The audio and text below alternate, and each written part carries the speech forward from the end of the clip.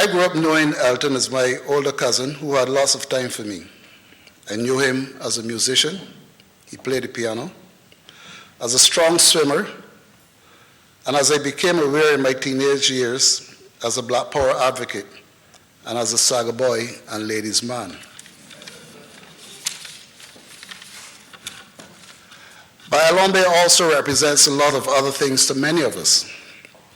Cultural activist, social agitator, television anchor, television talk show host in Barbados and Jamaica, television producer, crop over radio and television commentator, researcher, newspaper and magazine columnist and editor, poet, writer, publisher, music, dance, and drama producer, visual arts curator, festival producer, and resource consultant, to name just a few. But we will get to hear much more about this outstanding Barbadian as the evening progresses. Ladies and gentlemen, among other things, we also celebrate Elombe's 75th birthday. So, sit back.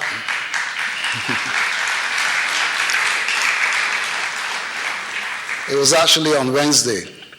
So sit back, relax, and let Donna, Elombe's beautiful wife of 21 years, tell you more about Elombe, his work, and perhaps how she has been able to put up with him for so many years.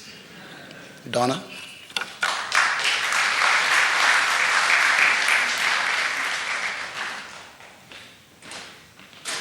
Thank you very much, Ian. I guess maybe you haven't even noticed that Elombe is not in the room. And that is because something he wanted to be in place is not quite in place. And my husband does not stand on any ceremony at all. Who am I really to tell you who he is? Because you all know him better than I do. I mean, when I met this man,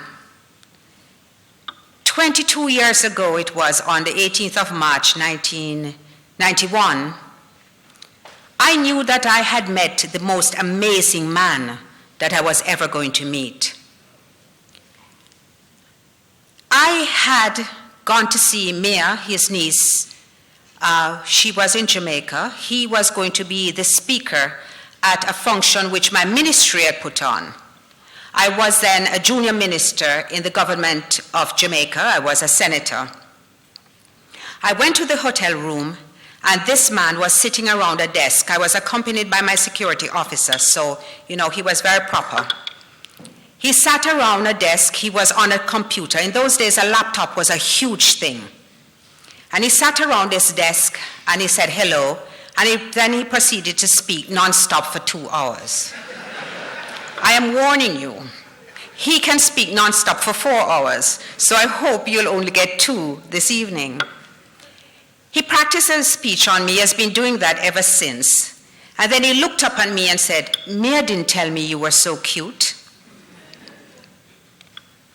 Well, the next morning, the function which my ministry was putting on, started, and I had an instinct that Elombe was a very dangerous man. Nothing has changed since then. So I thought about it, and I felt like I was being pulled into recklessness. And my son Jaja is here. The only thing he cannot understand about me, he knows me very well. It doesn't accord with my personality at all, what next happened. Because I think we were going to visit. They had some Motleys in Jamaica. I'd never met them except on this occasion, and we went to visit them. And while we were visiting, it was probably the second day that I was knowing him, he turned to me and said, "Would you marry me?" And I said, "I have to think about it." And he said, "Well, you have 1 minute." And so I said, yes.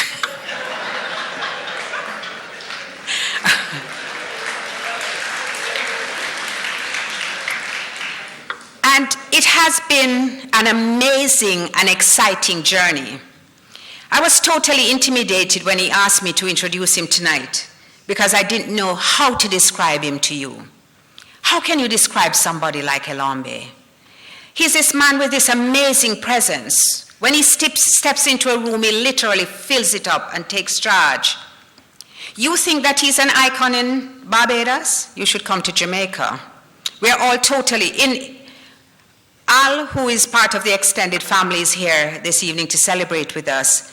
And he can tell you even more than I can that he's the authority figure in our family and the extended family. When Elombe gives a command, we say, we all do what he says.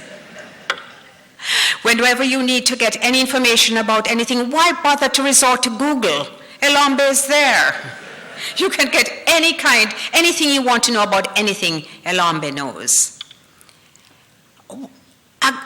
He is charismatic and mercurial.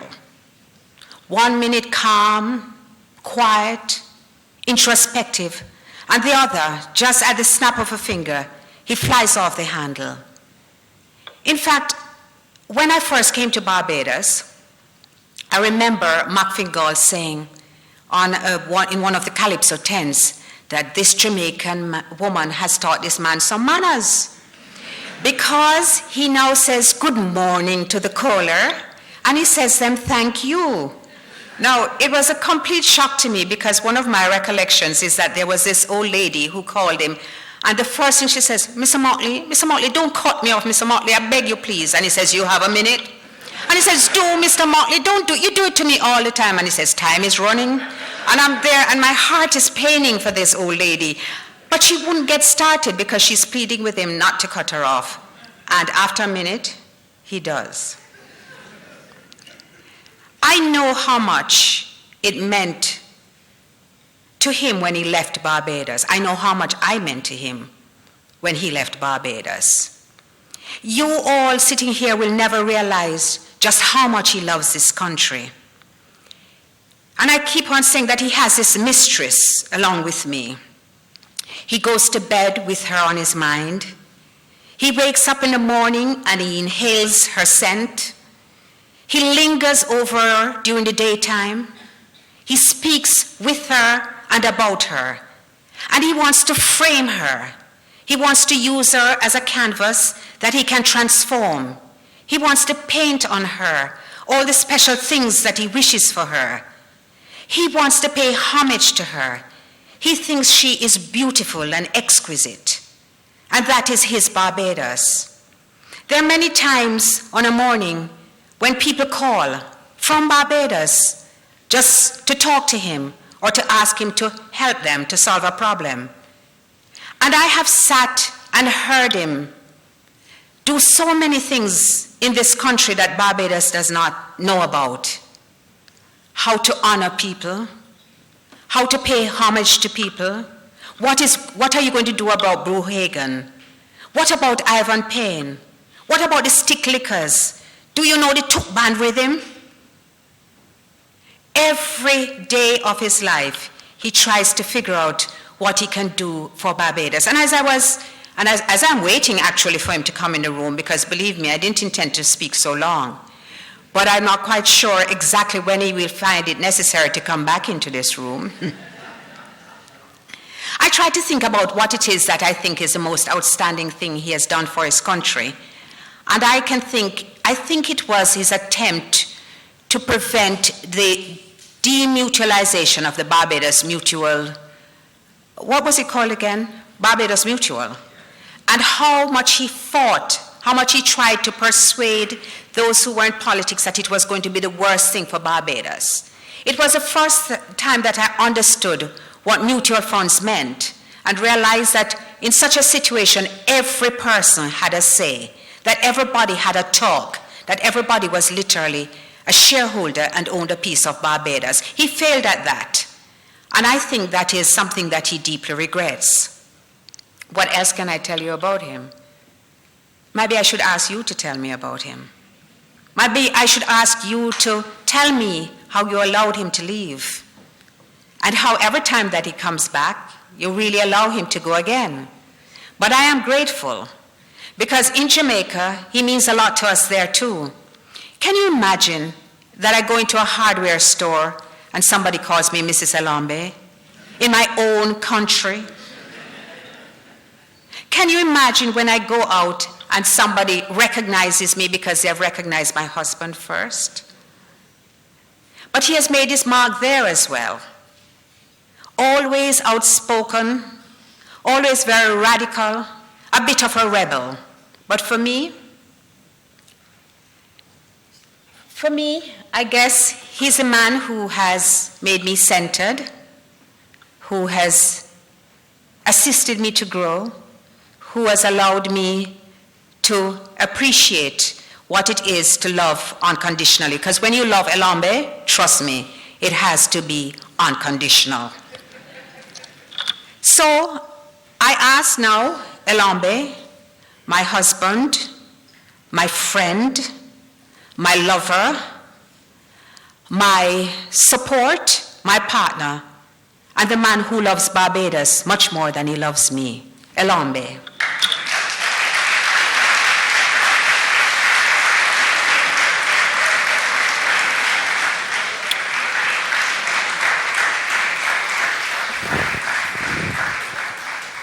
Good evening. Once upon a time, a very long, long time, a monkey eat tobacco, I shite white lion.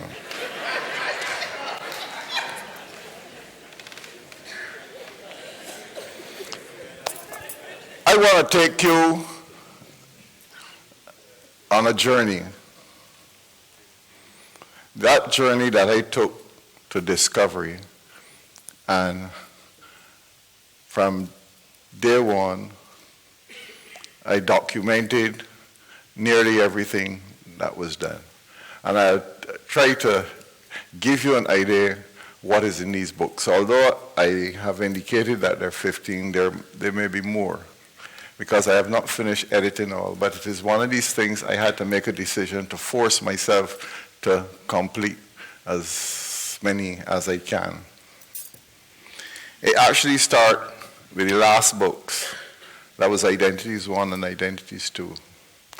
Because when you read those, you're going to see the evidence of the conclusions that I draw in those other books. And there are reasons why they're titled the way they're titled.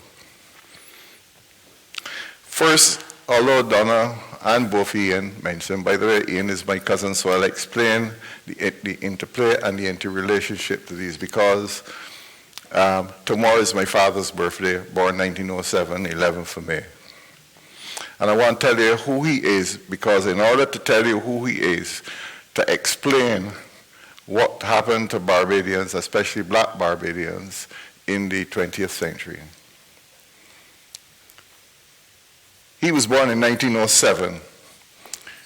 His mother was a domestic servant working, I believe, at Cane Garden Plantation, which is across from Jackson, between Jackson and Lear's Plantation. And she was a domestic servant. And her father was an attorney, like most attorneys in Barbados, who traveled by buggy and stayed in various plantations that they were responsible for managing and checking on the management of these plantations. In my search for Lindy Bradshaw, that he used to tell me about, and which I had the opportunity of recording in 1970 when we did Black Night, which was an organization set up to develop writers, because we ran out of plays, very fat black plays, very quickly with the Barbados National Theatre Workshop. So it became important to link the stories of Barbados and try to get them on stage. So we started Black Night. My friend Keith Payne, he's sitting up there, so he had, it wouldn't be a rum shop, but he had a little cook shop and everything else in Baxter's Road, right opposite James Street. And Black Night was there. And he opened on Sunday nights to allow us to sit on the floor and newspapers and whatever have you. Tony Thompson came out of that. Timothy Callender was involved. Brother.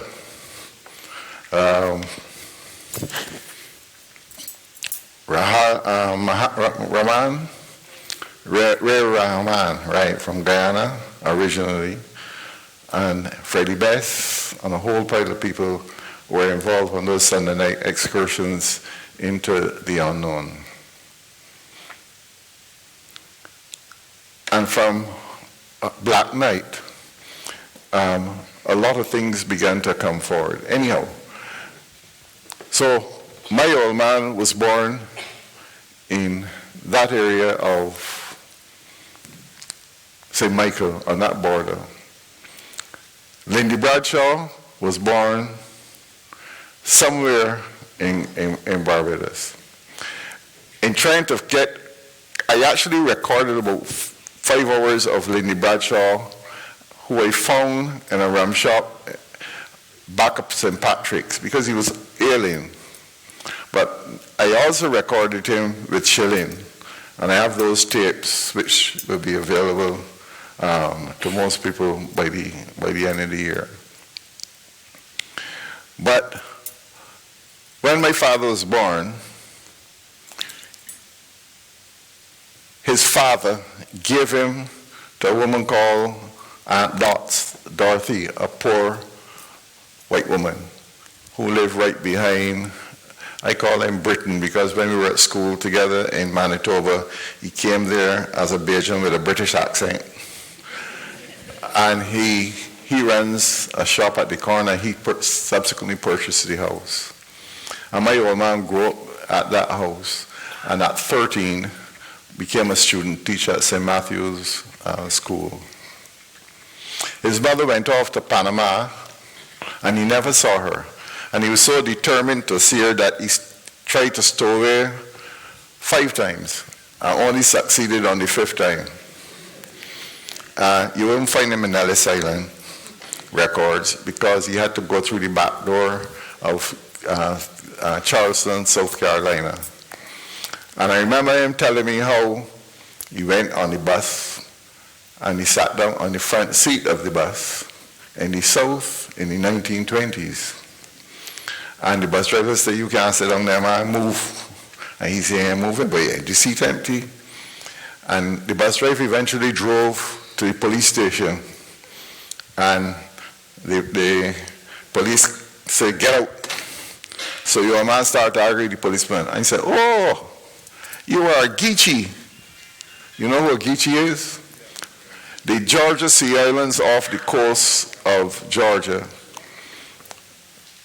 was almost a sandbank made up of black people, black runaway slaves. Believe it or not, nobody was interested in them. You had to get on a boat and go across these islands and sandbanks to get there. Now they're trying to move all the blacks because all the wealthy whites want these islands for themselves. But the Geechees spoke like West Indians. They believe in great basketry. And a Barbadian scholar by the name of Keith Beard, who spoke 7 languages and had about 6 PhDs. He and his wife did a lot of work with the Georgia Sea Islands and the basket weaver. What's her name here? Irika, right? Irika also went and studied there with them. The point I'm making here about the link between Lindy, who the old man talked about, was that Lindy's nephew, I interviewed him up by Providence Church, and his father, which would be his grandfather, which was Lindy's father, used to be a coachman who took around various attorneys through the country areas to these various plantations. And this is what he told me. He said, my father had 38 children. 16 at home and 16 on the road. Including, he said to me, I used to work for DeCosta and Musson selling, distributing gas, natural gas. And the shop at the corner, the entrance to Marshall Trading, that shop there, when he went and delivered the gas, there were 2 white women who were, that's how he described them, 2 white women who owned the shop. And when he signed his name, Bradshaw, they look at him and says, "But we're Bradshaws too." And when they start to talk, he found out that they were his aunts, right? And this fitted in with something Ronnie used, a great historian. He died, and my condolences to him. And you don't know how great a researcher Ronnie Hughes is. I refer to Ronnie. He's one the source of a lot of material that I have. And Ronnie told me that when he looked at the census in St. Philip, he came across an amazing thing. Mother white, children black. This pricked his curiosity.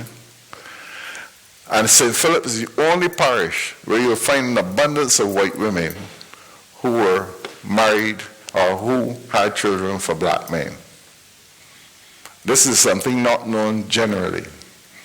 Now, I want to come back to that because I'm trying to show the link with Aunt Dots fighting the rest of her family to raise Ernest, who they call Babs. And Babs had a brother called Bunny. This is my brother here, Bunny, from London. I haven't seen him for a lot of years. He came in to join us. He's one of Ernest's children also. And he has the nickname Bunny. So after the old man went to the States, come, Yomi, this is another daughter of mine. And she got two of them in the oven. And the other daughter, where is Aduni? And there's Aduni, and she has one in the oven too. Right? And I'll introduce you to some of the others in a little while. O.N.T. Alder, many of you don't know him. He was an auctioneer and one of the people who taught me a lot about furniture, which I'll have something to say about. And I spent a long time with O.N.T. Alder on the Pine Road. O.N.T. Alder told me that my father taught him at elementary school, and he was 16 or 17 years old. But there were a lot of loyal people who came out of officer turning that I got to know. All right. I hope you're following me, you know. When I went to Harrison College in 1947, I think it was, I went down on the pasture watching Horace King, who was part of 14 children from the King family in Green Hill. And he taught me math. He did math in sixth form. Oliver Brown, Dover Wilson, and a whole lot of senior people, Ori Smith. And I stand up there playing cricket with them, or feeling rather, not playing with them. I was a go and get that ball boy. You know? And so while I going to get the ball, a bunch of white boys at Harrison College grabbed me up. Them playing police and thief, and all the black boys is thieves. Right? And they want to lock me up in the pavilion down on Weymouth, and I objected. It is important, again, let me put these milestones in place.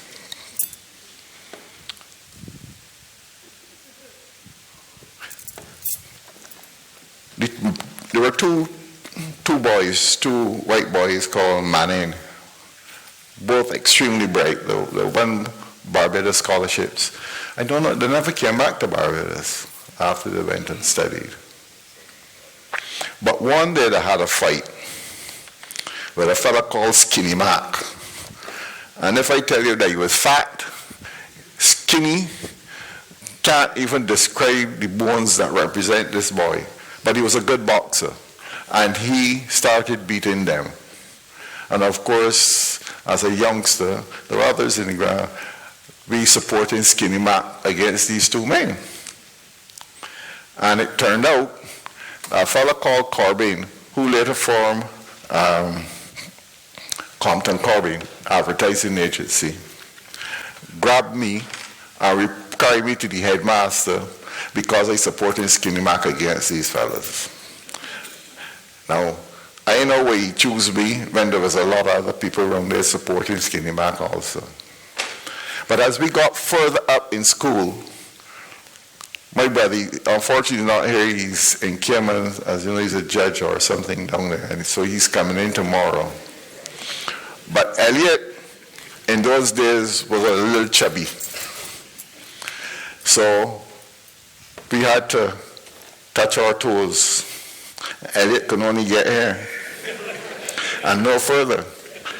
And this man, who was teaching at Harrison College, called Derek Fowles, came up behind him, boom, and kicked him in his ass. Elliot looked at me, I looked at Elliot, and there were quite a few of us, and we walk off walk out to the thing, and went home and tell the old man. In no time, the old man turned up with Son Barker, who used to work with him, a man called Joe Tonky. This is a man who used to take centipedes, pull these stingers, and put them in his shirt. And you'll be standing there talking to Joe Tonky, and you will see coming out all around your neck at Joe Tonky. You'll find those stories in the city.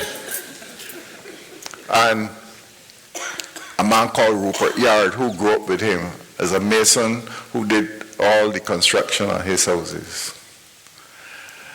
And this man was a stick licker. With that man, they saw brother. That one they saw that is raised goats down in St. Andrew. Mr. Hood. He had a brother who was one of the greatest all-round sportsmen Barbados has ever seen. Joe Hood. And he also the greatest talker, and the only body who could tell more lies than Joe Hood was a man called Don Weeks. And they came into Harrison College, and they grabbed and went straight to Hammond's office and tell Hammond he must apologize, that Fowles must apologize to Elliot, and he must do it in front of the whole class. And Sleepy Smith arrived at the house and tell EDM that the man offered to pay £1,000. That is 1947, £1,000 is enough money. And the old man said no, he got to apologize. So we assembled, I was talking to Cooley about it a couple of days ago. We assembled in the headmaster's residence for this apology to take place, and it took place. And a fellow called Chrissy Bannister fall down on the floor and kick his 2 foot up in the air and carry, oh, Lord, and falls with him. 1948-49. My mother raised us sometimes as Methodists at Gills Memorial and at Spikestown Methodist Church, and sometimes James Street, because she was a Methodist all her life and remained until she died.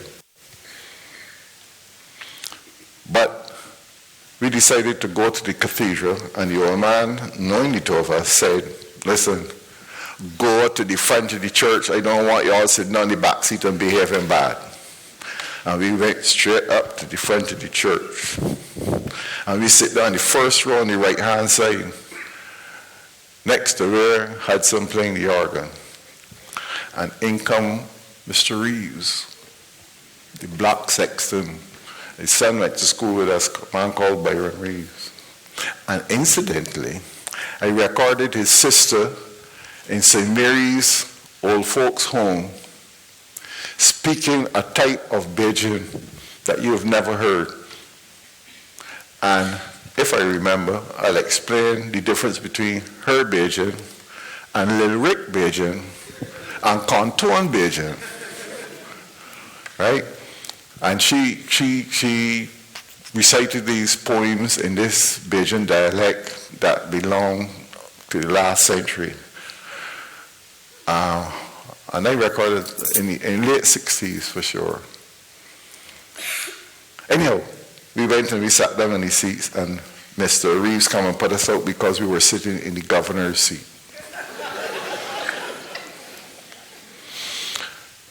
And Ernest was in Barry Springer Barber Shop, which was just around the corner in Palmetto Square. That is where the politicians were. Grant Lee, Barry Springer himself was a politician. Patsy was a barber before he went to sea. Man with the driest spit in the whole world. And we tell the old man, and the old man came back in the church and abused the sexton, the dean, the bishop, and sent us back to sit down in the seats and don't move till the service finish. The thing is, the next Sunday we did the same thing, and we sitting down there. This time, nobody move us, and the governor come in and used to wear sour patches. And he come and he sit down next to us, and he greeted us, and blah, blah, blah, but nobody ever move us. That was the first time I understood about rented pews. And the church would be full with all the black people upstairs and at the back, and none there. What I'm delineating to you is my exposure to a racism that was being handed down in a way to Bajans that, and since I'm on that, I want to link it straight to when we joined St. Mary's Church and we were going to confirmation class. All this in books, you know. And we went to St. Mary, confirmation class on either Tuesday or Wednesdays, I don't remember. And then we decided now to attend the confirmation, the bishop turning up, and so on. Oh, when we get there, so you see about 3 rows in the front row lined off with a bunch of red people for them in front of the bell. I said, but what class them take? And only to find out that Reverend Lane had a separate class for confirmation for these people because they can't come and learn the same Bible with us. I ain't know why. And then on top of that, all of them line up to take communion first. And then the black people, which means that you can sit for the same cup and then let them sit on it. And if you see the delineation of these Anglican church services, you will see that all the white people would attend 8 o'clock service, the black people 9 o'clock service, and no more white people in the church for the rest of the day. And it wasn't bad enough when Lane at St. Mary's Church put up these 3 white people up in the chancel, these big tall statues and stations of the cross, and they can't see me.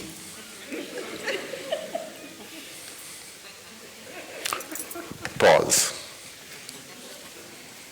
When I was in Canada, I went to University of Manitoba because Caroline Barr was able to persuade my old man to let me go to Canada rather than the UK, rather than the States, because they didn't want to go to England at all. No, my half of my family there in England, right? And the University of Manitoba, that's when I got active in campus politics. Forbes at that time had released the dogs on all the black people in the southern United States for trying to enter the schools.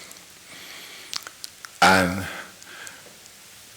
the university asked me if I would go with 2 white boys to the southern United States to cover it for the newspaper. We were supposed to leave at 2 o'clock in the morning.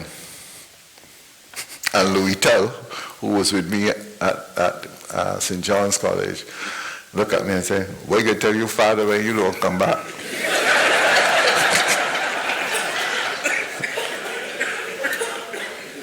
And it collapsed. But in 1962, I lost interest in medicine, shipped my stuff to New York. I decided to take a bus ride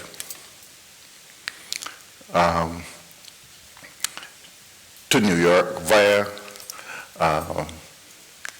St. Paul, Minneapolis, in Minnesota, and through all the rigmarole, long things, nearly 2 or 3 days, through Chicago, then down and back into Philadelphia and into New York and so on. So when we crossed the border, I'm still interested in art then. So I sat in the front seat of the Greyhound bus where you can get a panoramic view of the prairies. And I mean, it was like driving on the sea. You can see nothing but a horizon. Nothing. Flat, flat, flat. Anyhow, the bus full up, full up, full up. And this one seat left next to me. And a soldier get on to the bus. And he realized that the only seat there left was the one I sit down in. So the man come, he look at me, and he say, to Scotch on the right side of the box seat. He left hanging over. And from the right side of the box seat, and I spreading out. And then we had to stop for a coffee break. And I jump off the bus and I gone, and I order in coffee and donuts because it's a long trip.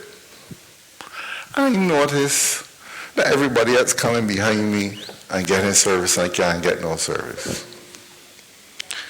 And I let go a few nice choice words and I went and got back onto the bus. When he came back now onto the bus, I noticed he traveling with a tray. And he traveled with the coffee and the donuts and he offered them to me. I said, thanks. And then he sit down. He says, you know, you're British. I thought you were a nigger.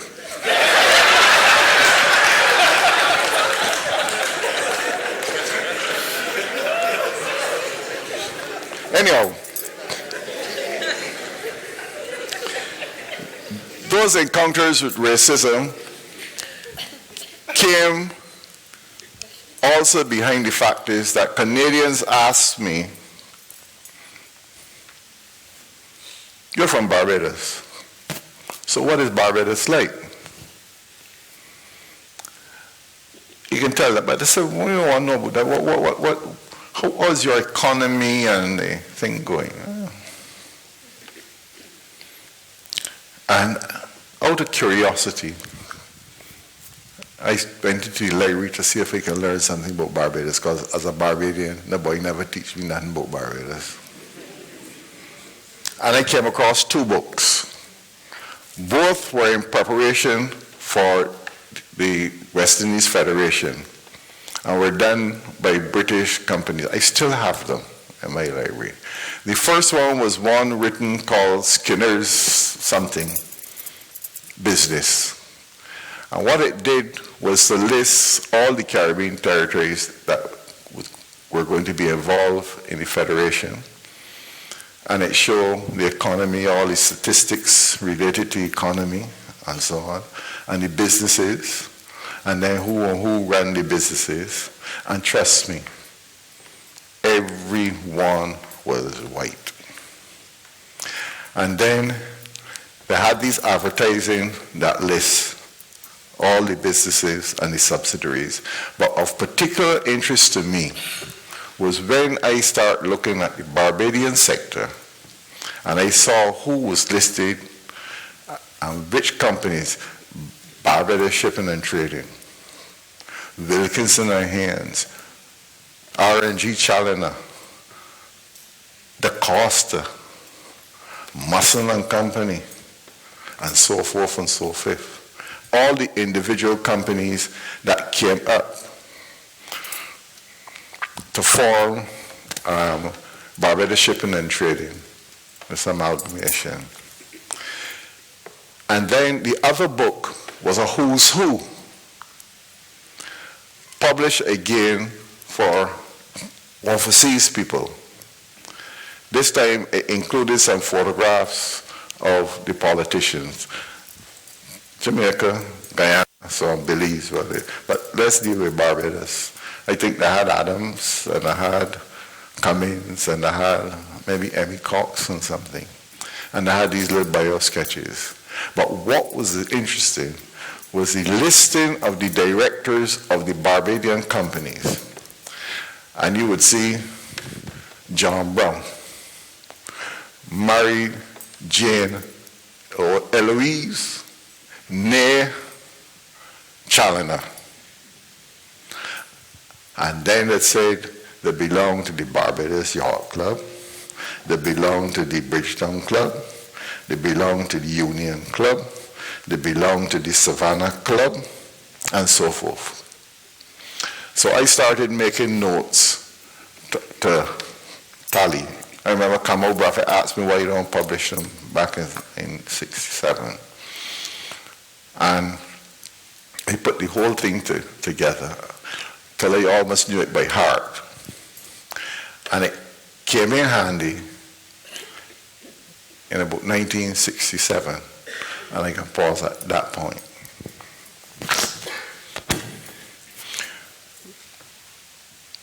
When I was in New York, I went to NYU and I did accounting and finance. That's what I qualified in, because at that point I wanted to know how business people operate. But at the same time, I was spending a lot of time with Richard B. Moore, whose collection of books was given to the University of West Indies, right? John Henry Clark, Paul Robeson, Baird Rustin, who organized the March on Washington. I mean, I was a little boy just sitting there and absorbing what these guys were doing and talking about and so on. But that was my education, not what the only piece of information that really shook my brain when I was at university was a course called worth 1 credit. And it was how to speak and how to write. Because after that, it was routine. Because it taught me how to make an argument that nobody can rebut. So that started the whole thing. And then listening to these guys with the facts and so on. There was a woman called Connie Sutton who taught at NYU. She was an anthropologist. I had met her in the mid-50s when she came to Barbados. She and a descendant of a first-generation Barbadian woman who was a novelist called Paula Marshall. Paula wrote Brown Girl, Brown Stones and several other books and so on. And she used to visit the house in Eagle Hall. And one of the things I discovered about anthropologists, Elliot Simpson, Herskovitz, Smith, whose books I had read because the old man had them from the House of Assembly Library. And the first time I ever see black people delineated in a way outside of Ebony magazine and Sepia magazine and so on. And I noticed as time went on, particularly when I went in an old record shop and found an old folk waves record without the jacket of Jamaican music recorded by a man called Edward Seaga. Yes, that one. Prime Minister of Jamaica, who was studying anthropology at Harvard University. And I listened to this record, and I hear in Kumina. I listened to Pokemin and all the John Canoe music and so on. You say it sounds familiar and all of that. And when I checked the catalogs, Schwann catalogs, I still caught them. That used to publish all the records in whatever categories there were. I could not find nothing from Barbados. I can find from Carriacou, Grenada, St. Vincent, St. Kitts, Martinique, Guadeloupe, Antigua, St. Kitts, Virgin Islands, San Domingo, Cuba, Haiti, and a little island somewhere off Colombia and Panama coast. And I said, wait a minute. I was listening to this music in Barbados because people came to the old man house because of politics. So these bands used to come on Saturday nights, bank holidays, whatever it is. And these guys playing bread paper and comb, you know, for bread paper and comb, like a kazoo and things and all this. You ever hear about a shookster? A shookster is a barrel stave with a wire on it. And they used to stick it in the stomach and push it up against the board and shingle house, which we used to live in at the time, and start plucking. And the whole house act as a resonator to give you that heavy bass sound, and so on, right? So I'm saying, but I must be mad. How come we had all of this?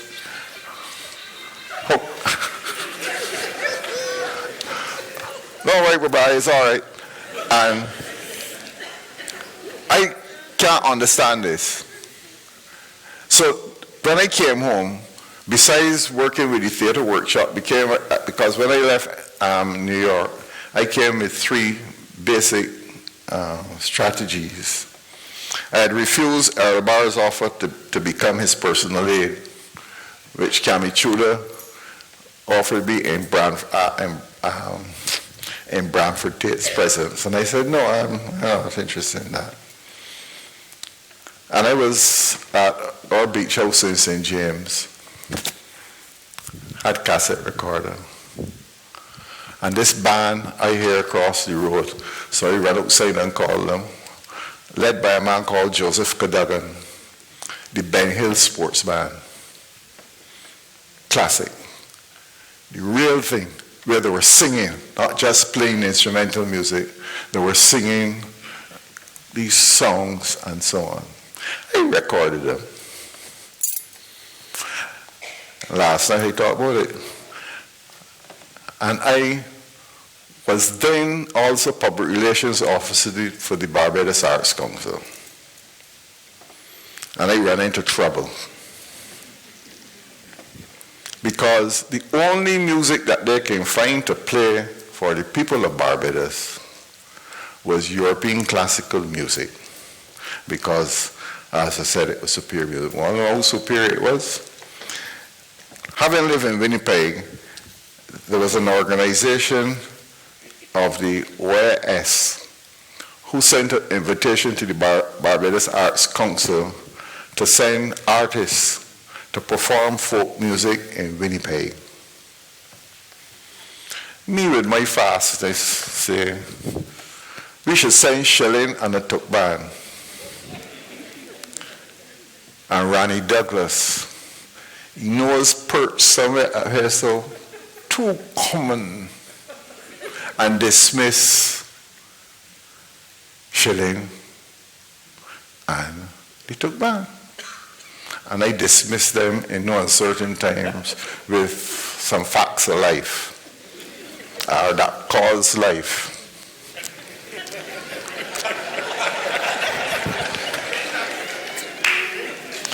So I now gone at CBC and put on this tape with the Ben Hill Sports Band. You know, anybody know where Ben Hill is? Mile and a quarter. Where Arthur from? All them up there's Ben's, including Arthur. I used to teach them at school, like the modern high school. And Gertrude Skinner, my grandmother, also come from Mile and a Quarter. And Ben Hill was the hill that went up the old man Sakaris up there, because he said he used to drive a truck delivering a refrigerator, and he'd gone around the curve, and next thing you know, he left the refrigerator back at the bottom of the hill. And anyhow, you know, the operator get up and run downstairs to Keith Foster office to say a madman up there playing a whole lot of things. And Keith Foster come to stop me and said, Mr. Foster, I ain't got nothing else to put on. And that was the enemy and the Barbados Arts Council. So you can start counting the number of times now that the line get banned or dismissed at CBC. But the music gave me an opportunity to decide I want to record this music to prove to the point that that Barbados had a musical tradition. And I mean a substantial musical tradition. All right, I can give an example. I went into Boscobel. I don't know if Kofi here? Kofi was with me at the time. Kofi Akobi, Butcher Gittins. And I think my first wife, Joyce, may have been with me and so on.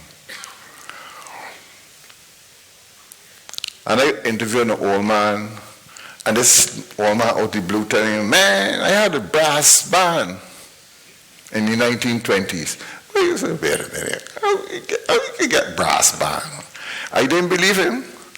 And then a younger crony, but old with him, said to me, man, no, Mr. Motley, man, I could tell you the names. And he listed all the names of the people who played in the band. And the rhythm section was a tuk band.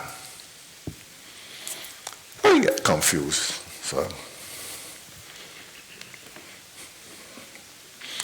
So I said, wait a minute. Now it's 1920 in St. Lucie. Where did them learn to play a trumpet? Because that's what brass means generally, not saxophone. Saxophones come along after, get a little respectability in the 1920s and 30s with the big bands and so on. And I said it could only be the military, the police, or the Salvation Army. I didn't think the military was likely to be the thing. But nevertheless, when I checked the records about the Salvation Army, I discovered the Salvation Army was founded in 1892. And by 1898, it has established a branch in Barbados in Reed Street. Now, what is interesting is this. I pick up the phone and call Billy Miller. I said, Billy,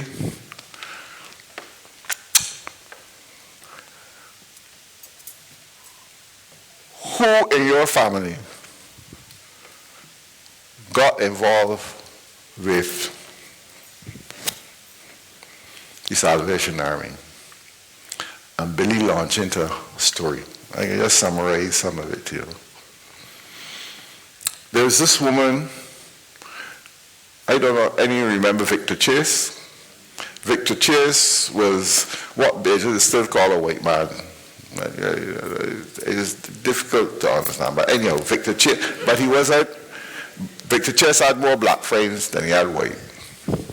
Used to operate opposite Keith Bay and Barbers, not where Maxwell two shops were, but yes, sir. He knows, see. But Victor Chase, two sisters, and one of them was a very pretty girl, and so on. And I had this man called Cobbler. And Cobbler was interested in the young sister.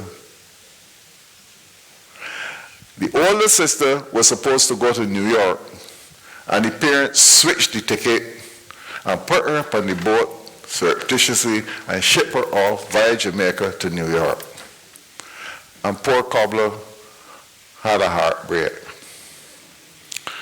Now, Cobbler was a man who had, and this is important to understand how black middle class started to evolve in Barbados.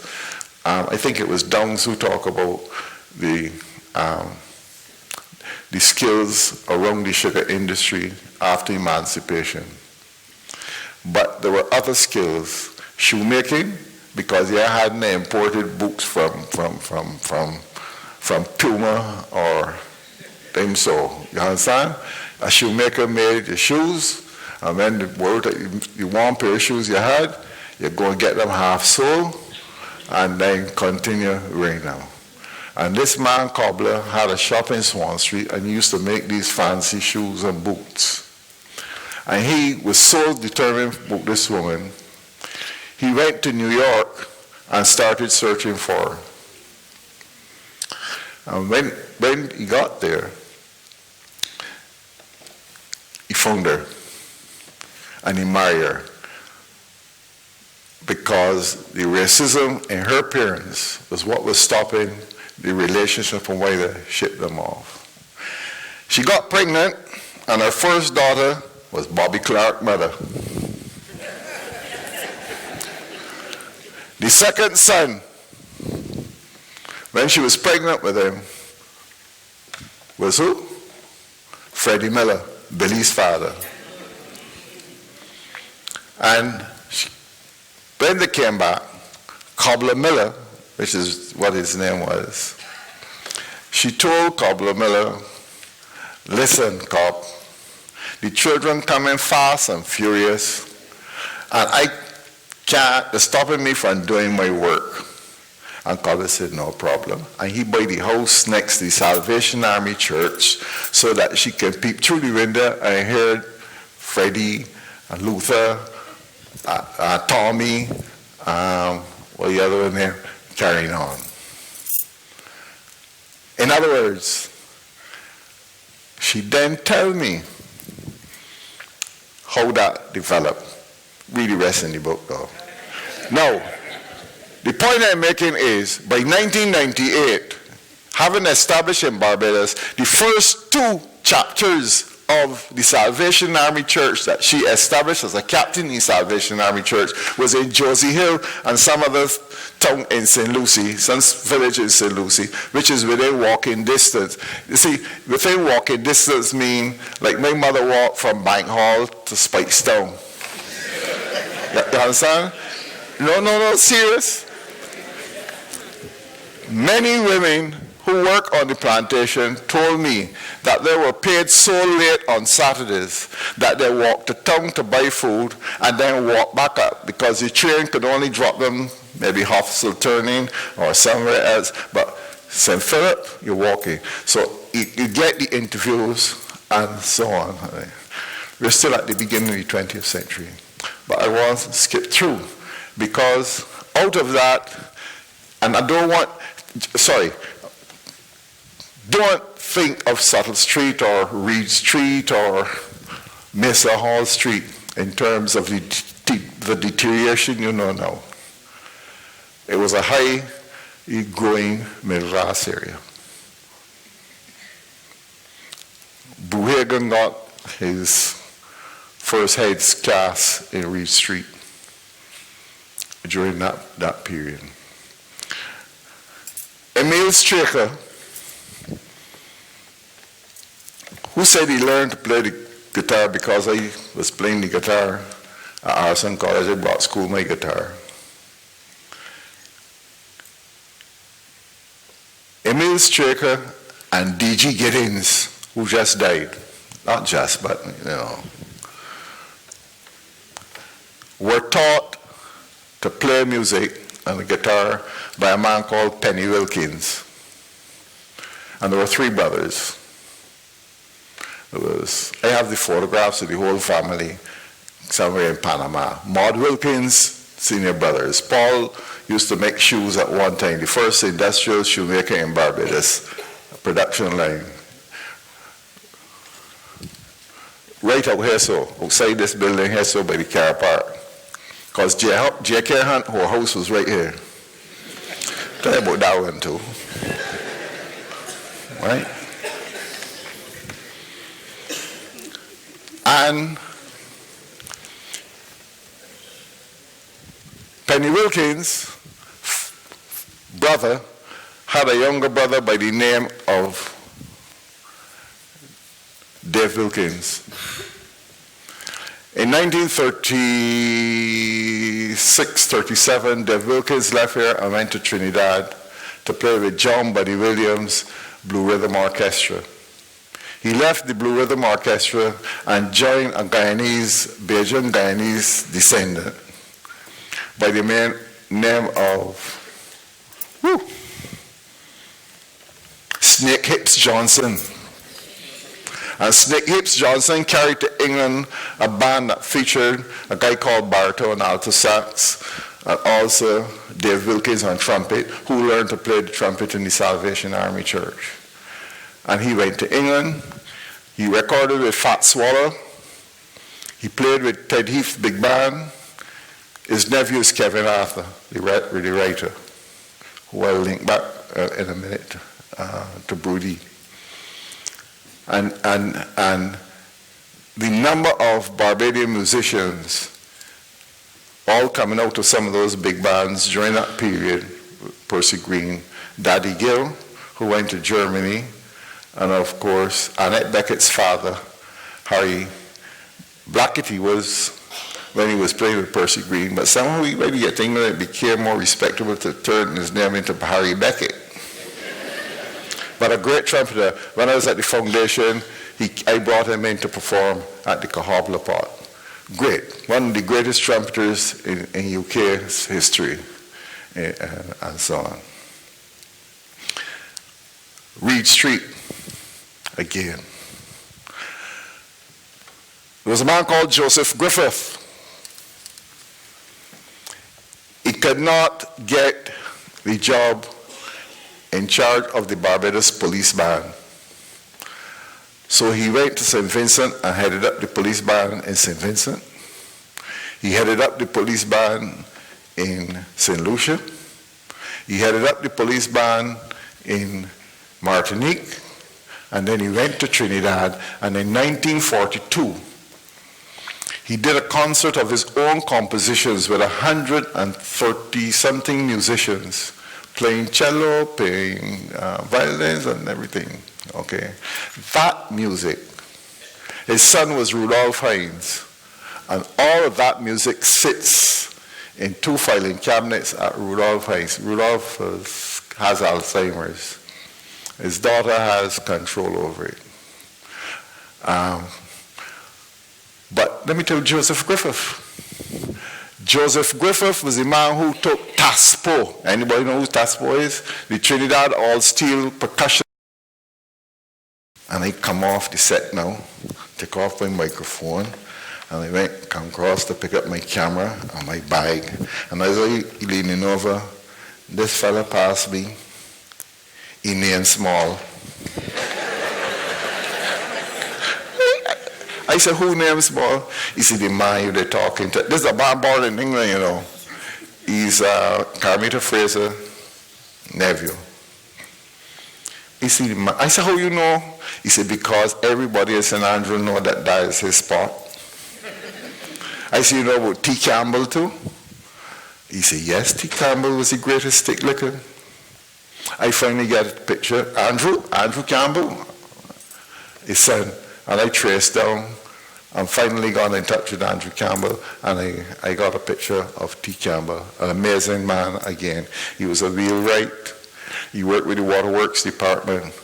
And this man described T. Campbell as a man who had a special lash. He used to whoop-oops below the waterline. But the man described in exquisite terms. He and another one I interviewed. And then I remember the Rupert Yard that I tell you about that came in Harrison College to beat fouls on behalf of the idiot and the old man. And Rupert then gave me a whole story, a storyline.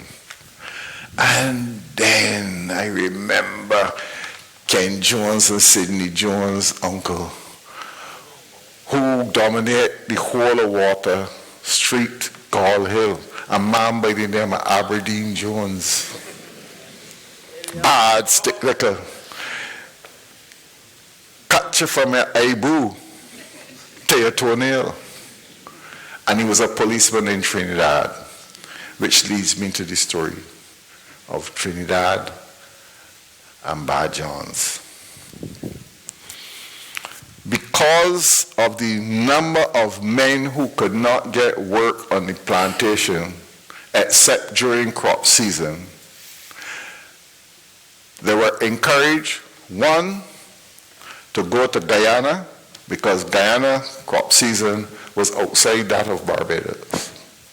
So they will go to cut cane in Guyana, which would ease the pressure that you got all these lawless men around the place, and you don't know if there could be another bus around them, so send them out to Guyana.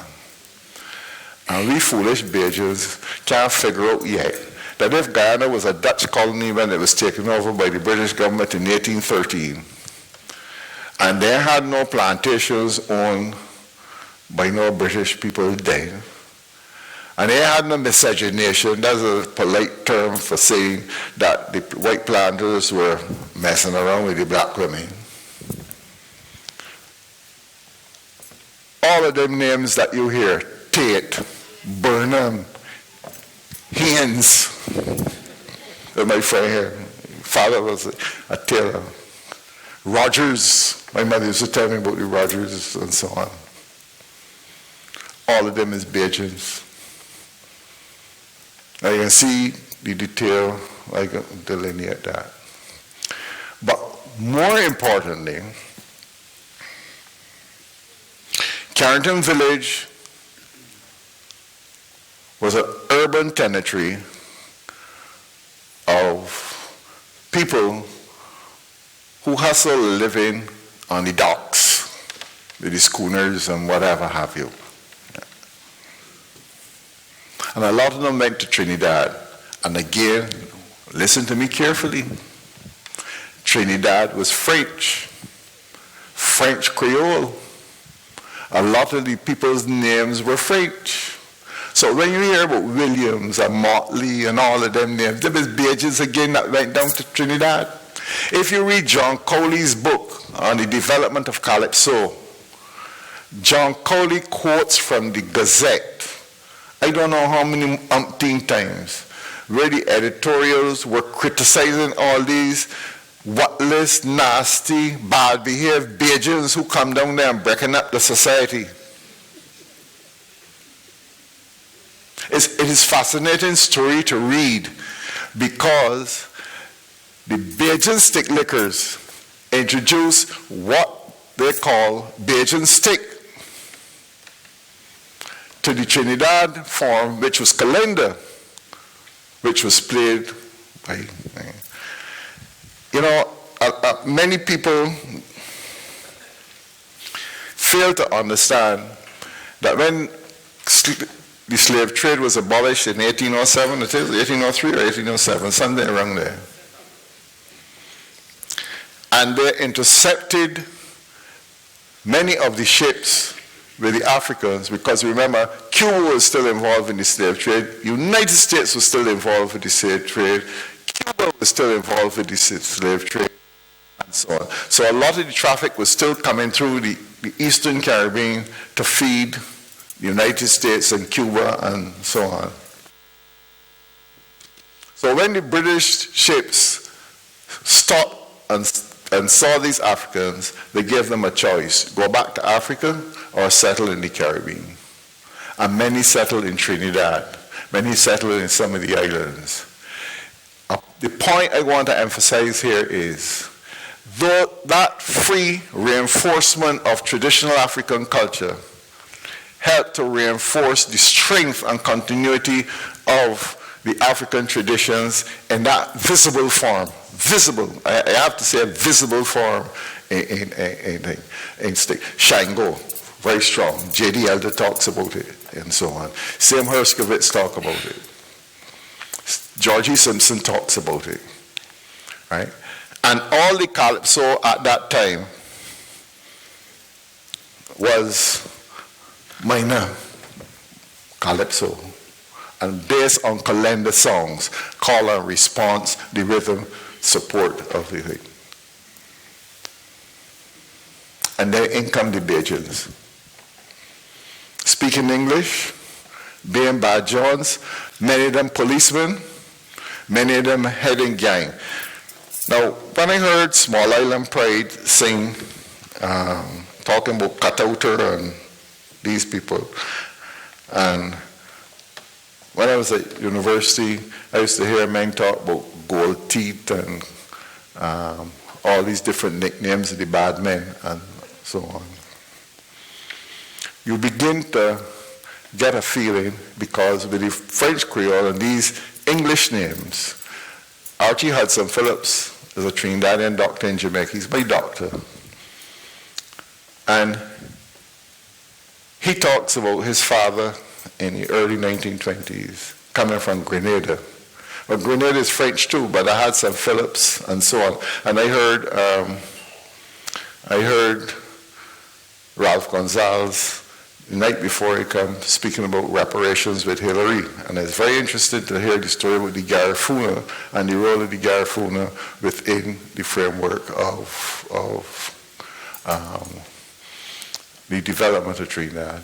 But the editorials talk about the Bajans in particular. Again, you can get all the details, because when I started, I did not know I could end up with a 300 or 350 page book, and I had some help from two people who had been doing some research here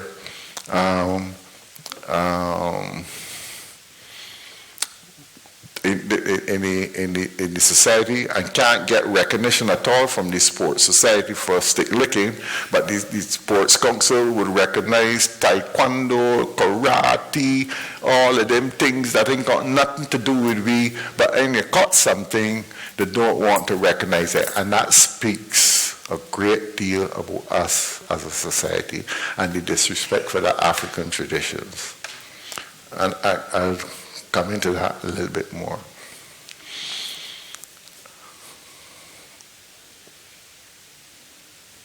Attila the Hun wrote a book and was highly critical of some Bajan songs that he said didn't have the flexibility to become Legos. Legos was an early name for the outdoor dance, which is the road march.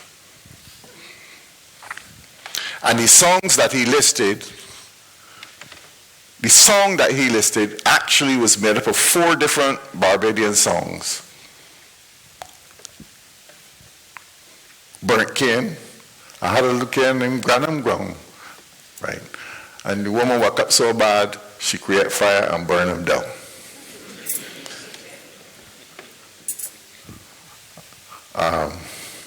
Don't remember the Pain Dead, which is part of it, or the other 2. Anyhow, read the book. And it's the same songs that you would find played by contemporary took within the last 25 years when Edwin Yarwood, and even more so with Little Rick, would go down.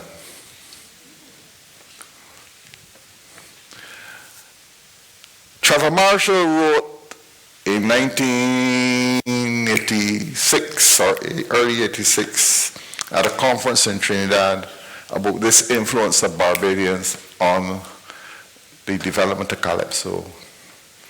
And that development changed the call and response, aggressive stick fight form to a more structured form which is what you have today, chorus, verse, chorus, and all of that. And Attila the Hun was wrong. If you also read Kim Johnson, on a later period, talking about the role that Barbadians played in the development of steel band, you understand. A point I'm making here is if you want to understand a culture, study the other culture. I studied Latin for about 10 years and couldn't get more than 15 marks. But you know what? It taught me English. And I know the verb to be. It can't break me up like a certain man who went to England and went to ask Mr. So-and-so, how do you like England? He said, I like it very much, but the water are cool.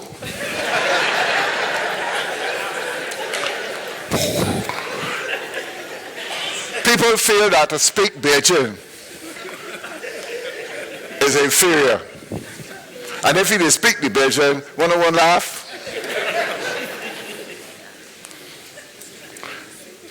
And one of the men I interviewed in St. Philip was a man called Dean Clark.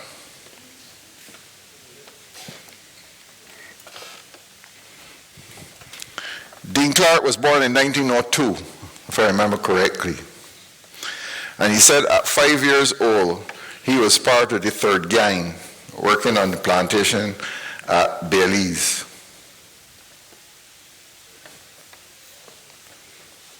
And he had to take a tot and fill it with pebbles and shake it to chase blackbirds. Blackbird come from Black Rock, put on a decent black frock. When he come, he fly and gone. When he done, he eat the corn. I like the long-tailed blackbird, cawing, cawing, cawing. I like the long-tailed blackbird, cawing, cawing, cawing. And he used to sing this song while chasing the blackbirds and shaking the tot with it, like a shack or a chacarere, whatever it is.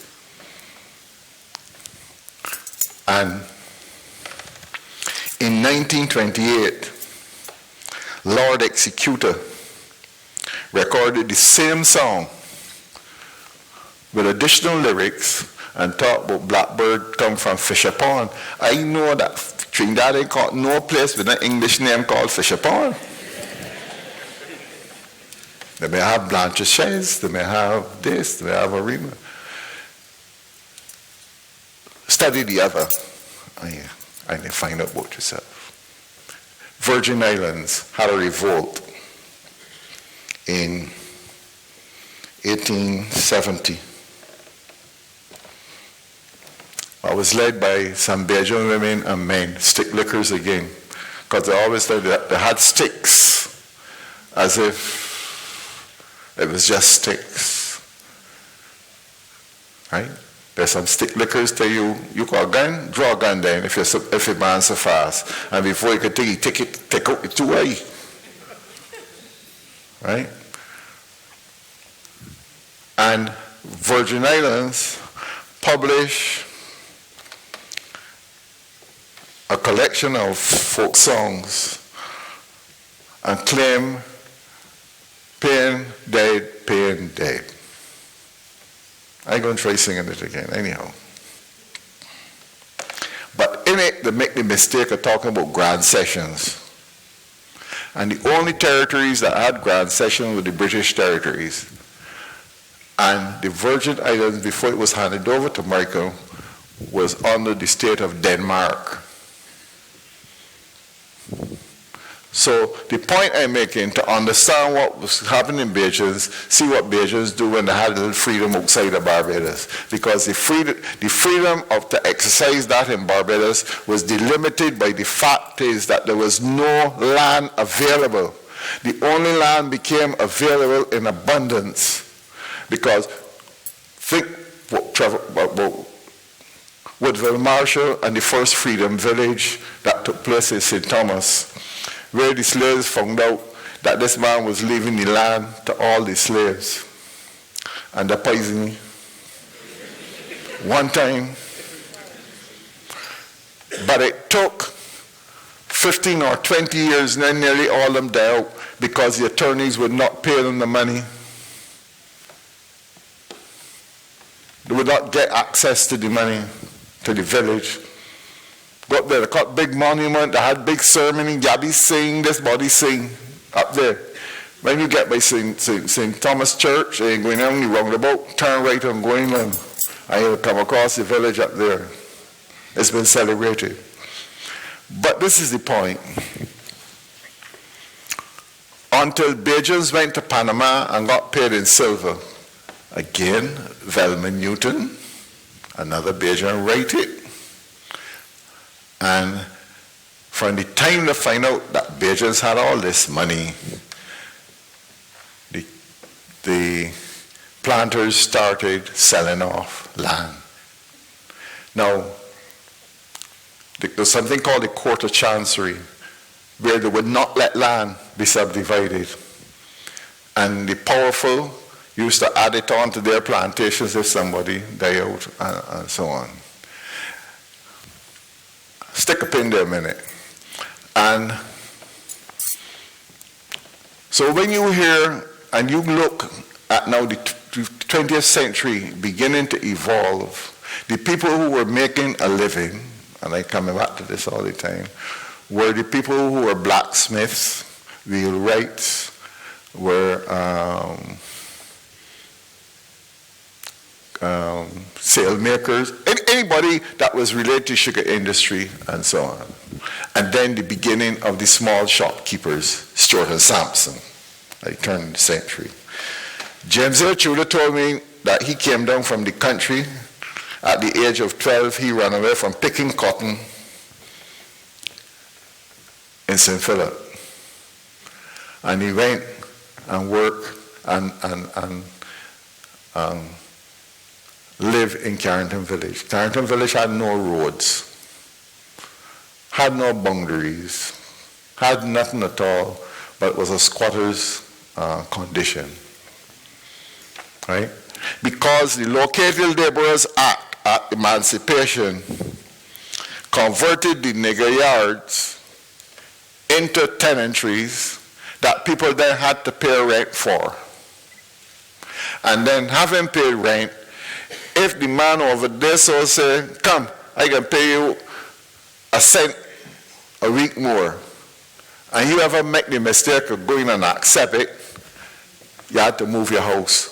It was even pushed down. Let me tell you how chattel come about and chattel slavery get defined. There was a boat coming across the Atlantic Ocean full of slaves. And they missed the trade winds and the boat started to drift. And they had all these slaves on board. And the captain realized, boy, we ain't got enough food to keep these people alive. And they started to throw them overboard, dump them overboard. And the man had the audacity when he got to London to claim that he lost his cargo. It went to court, and the court held that they were not really people, they were chattel, like goats and cows and horses, not murder, and that if they were thrown overboard, they were chattel, like cows and goats and cattle. So the chattel house is a movable piece of hope.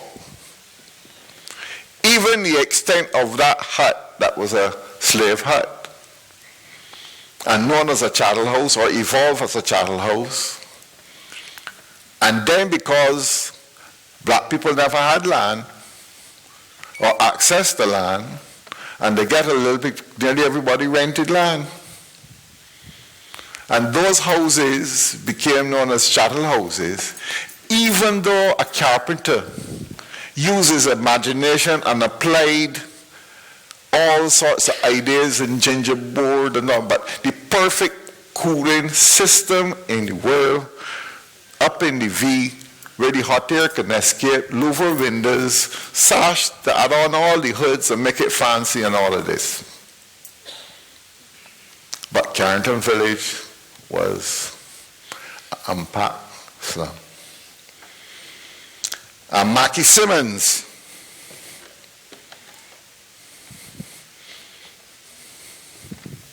Kerry Simmons' grandfather. I don't know Kerry Simmons, so that's my reference point to you. Used to run something called the Barbados Cooperative Bank. I think a pool hall, there it is now at the corner, Marhill Street.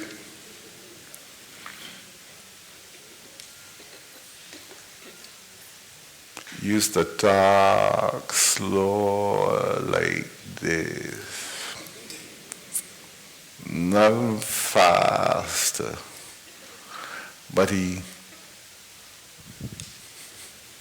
man had a vision. And he bought out Carrington Village, bought the land and subdivided it and gave people defined property.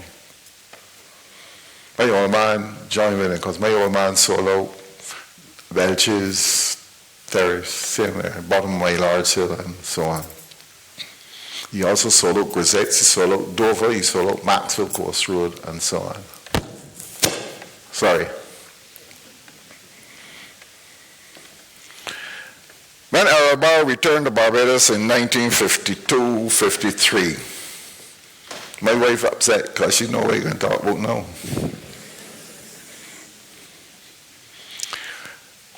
I can say this. I did an interview with Carol Roberts and John, what your name? No man, the Minister of Works, John Boyce, look and tell me I'm a revisionist. I can tell you what he's calling me a revisionist for.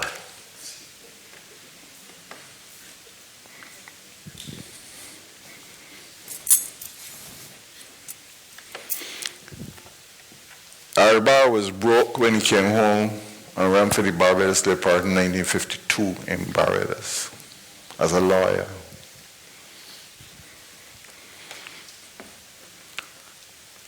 And Mackie Simmons used to send and pick up his 2 children and carry them to school every day and bring them home every evening. And in 1961, there's a bank that was a black bank, you know. It could only be black. You could only be a director if you're black. There was a man, a blacksmith man by the name of Miller Austin that lived at Malvern Plantation. And when I come to Sam Headley, I got a long interview with Sam Headley again, but and Miller Austin left money to his grandchildren. You want to know some of them? Bree St. John and the whole St. John family, Oliver Brown and the whole them Brown family, that connection, and so on. Stonewall Payne and all them from up in St. Philip and so on. And Stonewall Payne and those were directors. Sampson from Stewart and Sampson was a director of the Barbados Cooperative Bank. This is a bank that defined itself as a black bank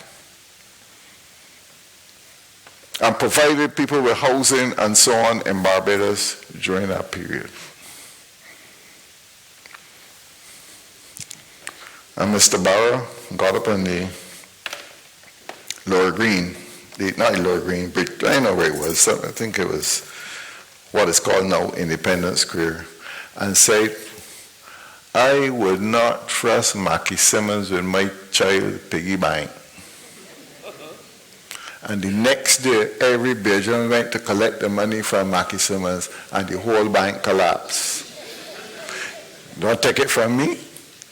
Go and do your research and prove that's a lie. The point I'm making in all this, though, you know, Carl Williams owned Apes Hill.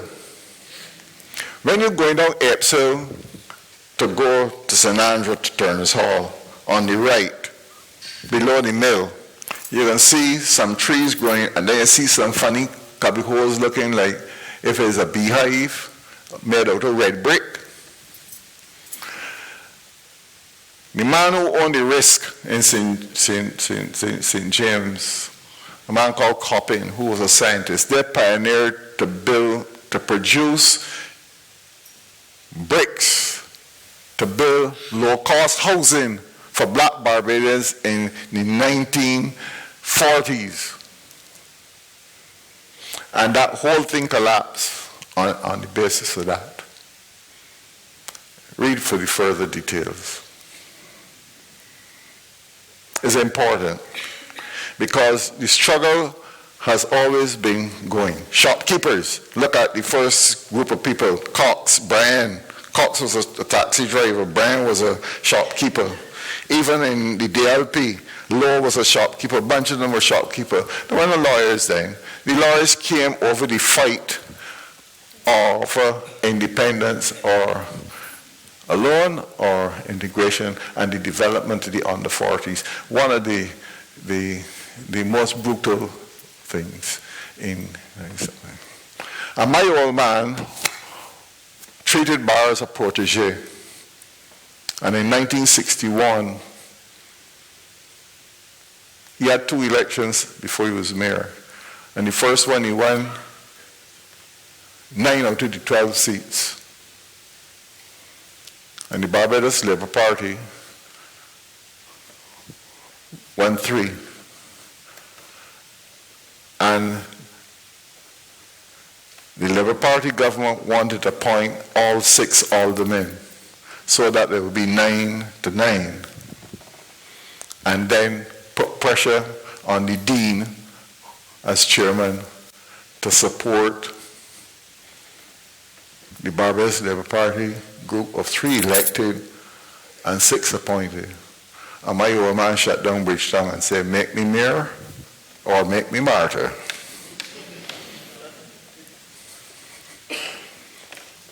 And he put Barra in power in 1961 and took him by the hand to the governor and said, this is the man, because Branco was then leader of the party. I'm saying all this for a good reason, because 3 weeks after that, he held the second mayoral election and he won all 12 seats. And he said, oh God, I'm in trouble now. There's the end. And it was the end. Because after the split and the fight between whether they go to independence alone, I was also a supporter for going alone. I was, many West Indians in New York took that position. Because we didn't see a difference, because they were all strings to London. And to break them all is where we are now. And is whether or not we can go forward. I write these things because it has political implications for us. Okay, let me take a...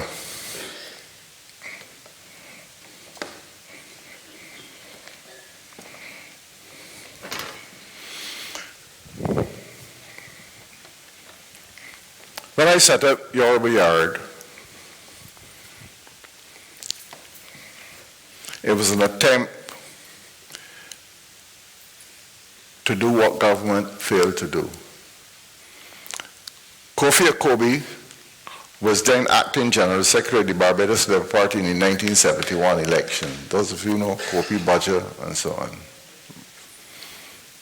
And I was sleeping one night and Kofi called and said, listen, they're writing a manifesto, and could you come down and so on. And we wrote a manifesto detailing exactly how we saw the importance of shifting the perception of black Barbadians of themselves. Why? Okay, let me go start. I was teaching at the Modern High School after the election. No, hold on, I'm going to stick a pin there. I forgot I didn't fill in you in on something. In 1967, as a celebration for Barbados independence, Banksbury decided to sponsor a Barbados versus the rest of the world. It fit well with a lot of other Caribbean people. But Barbados at that time had 9 players in the West Indies team. 9. The test team had 9 Bajan players in it. So, well, that's practically a test team playing the rest of the Caribbean. But to play the rest of the world, Captain Peter Short came on a sports program on CBC, run by Jerry Seeley, I think he was. Jerry Richards, sorry, yeah. And said that we should invite the Pollock brothers and Bland from Rhodesia to show show the world how Barbados lived in harmony between whites and blacks. And they felt offended. Remember the stories I was telling you about Harrison College? So I up with my big fastness, and I write a long article, which was almost a page long, to Jimmy Koja at The Nation. And Jimmy won't publish it? At the Daily News, sorry. At the Daily News. And Lawson Bailey, the late Lawson Bailey, and Erskine Ward. We sat down and argued with Jimmy that the essence of it, that we should confront the question of racism in Barbados and the difference between the haves and the have-nots. Eventually, Jimmy took the decision, okay, he would publish my article. What I did was to write about my experiences at Harrison College and the things that I knew about Barbados. This was about persons. This was about personality. It was about the fact is that I knew all these people. Water polo was white, because it played at the aquatic club, and the few black people or a few confused people who played among them, and so on. And Big Man Bess, the policeman, had authority because he taught a lot of people to swim and all this. Lorenzo Bess. And Jimmy replied under the name Chapman. You can follow the debate because I got a lot of personal letters from people cussing me, and I publish them because I want people to read exactly what was the climate existing at the time. And I replied to Jimmy again to discuss the issue. But what was so offensive was when Peter Short made the argument about showing this, Don Norville, who was then sports editor of The Advocate, said, "Hey, Captain Short, what about Barbados with Wanderers Cricket Club and Pickwick Cricket Club and Carrollton Pickwick Club and YMPC and Windward Cricket Club? All white." And Peter Short says, "Don't push us. Give us our good time." That, in 1967, after we had just declared independence. And I thought it was wrong, and I decided to launch a campaign. You can call me racist, you can call me what you like, I can air it and force public discussion on it, and that is what I did. And I didn't care whether you call me racist or not, because you know I'm not racist, but I know that the situation in Barbados could not continue. And to prove the point that I'm making to you no further, the same Reverend Lane, who was at St. Mary's Church and put up the big white monuments with a black congregation and stations of the cross, had two mothers' unions where he was at St. Matthias Church. The white mothers' union met at his residence, and the black one met at the school. And at St. George, this is after independence, and at St. George Church, they had a Sunday school in the morning for white kids and one in the evening for black kids. That can't happen in an independent country. So therefore, the issue had to be confronted. You could call it black power. You could call it madness. Whatever you choose to call it. The point is, the issue was there. But it just can't stop there. You also have to look, where do you build a self-confidence in a people building a new nation? And when I was teaching at the Modern, I was teaching accounting and commerce. And nothing I do in commerce could get these students to understand what the hell I'm talking about, because the English textbook talk in terms of a culture that was totally alien to them. After racking my brain, I said, you know what, let me ask you a question. if your mother had an old fowl or old drake and was going to cook it, what she does do? I said, I want to hear for everybody, so I put it behind. The whole class put it behind. I said, okay, I'm not going to tell you if you're right or wrong, you tell me. Right? She just wrap it in green pawpaw leaves. Next. She just cut up green pawpaw and cooked it with it. And that went through the whole thing. I said, now, what you have just said to me, everybody, people who never opened their mouth yet to say even good morning, was talking and ready to argue with me. And I said, okay, simple matter. That fruit is analyzed by chemistry, people who study chemistry, and then take the basic ingredient that causes that old drake or old duck to get soft, and they dry it and package it as meat tenderizer and put it in the supermarket, and you go and buy it, and that is commerce. And every one of them students get an immediate interest in it. So much so, they did a research project on bushes.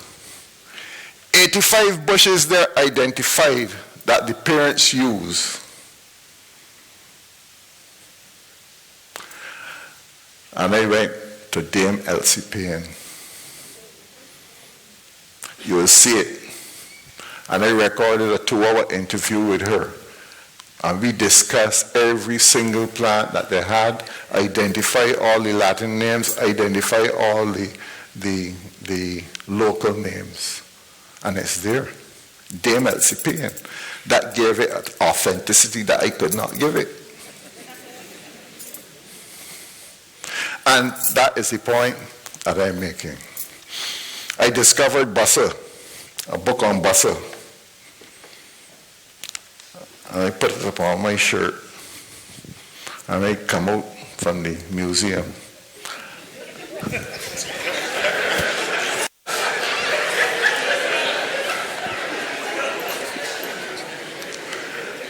And I write down to the recorder,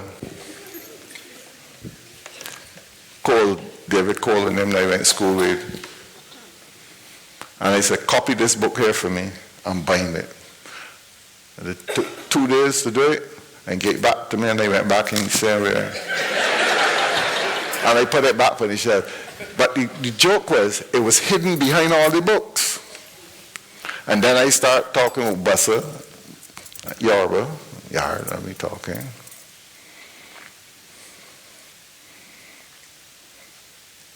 Did the research. And then you realize nobody knew who Bussa was. They know about Franklin, but they know about Bussa. So I realized that to go forward, you can't go forward and then expect people to lead. I am Frank Walcott. I am Barra. This is about education. So what we did was to start an educational program at Yoruba Yard. We had no furniture, we just had a floor.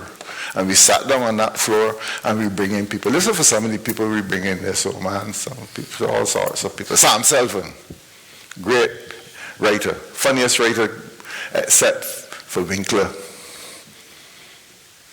You know who Winkler is? One person. No. Anybody else know who Winkler is? You know who Selvin is? But you know Winkler? From Jamaica? And Tom Clark.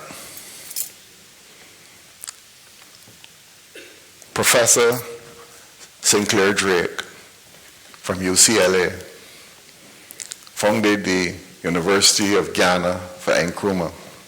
His father was a Bajan. And when I start to sing the tune, I see Garvey sitting on a throne of gold. He said, but you know that? My father taught me that as a little boy back in the 1920s, 30s.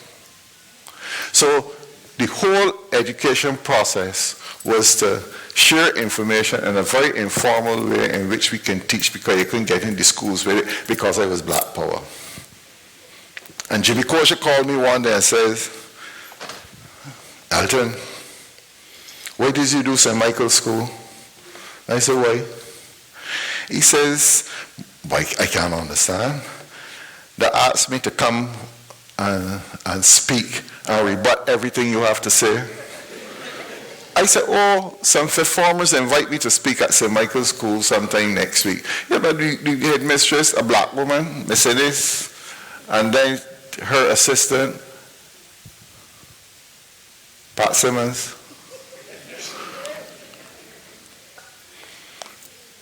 Want me to come and let you speak and then rebut everything you say? He said, I ain't going. I said, me neither.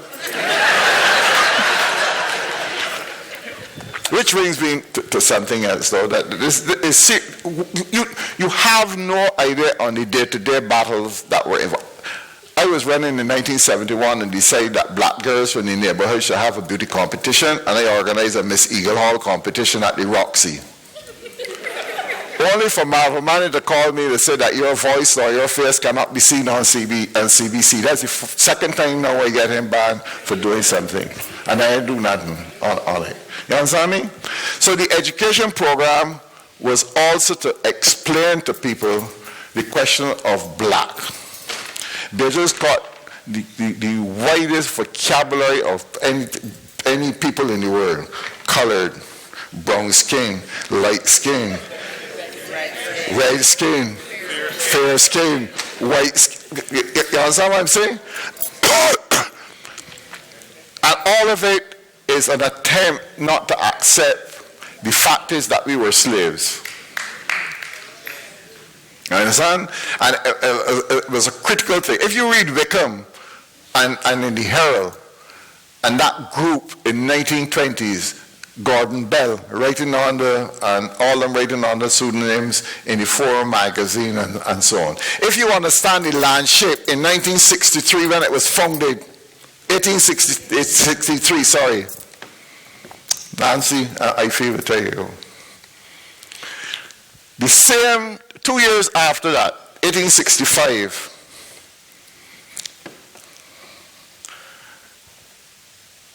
America was trying to get blacks to leave the United States and go back to Africa. That was the founding of Liberia. And they convinced quite a number of black people to go to Liberia. But all of a sudden, they said they ain't going no more. And they had this boat chartered to go and they said down to Barbados and asked if Barbados had any people willing to go. And 365 people signed up and left Barbados in 1863 for Liberia, including an 11-year-old boy called William Barclay. Most of them come from Seaman's Village up in Brazil, who was to become president of Liberia in 1929. And another uncle was involved in Liberia. And they moved from Liberia, as Nancy studied, to Sierra Leone. And this brings me back to Harrison College again.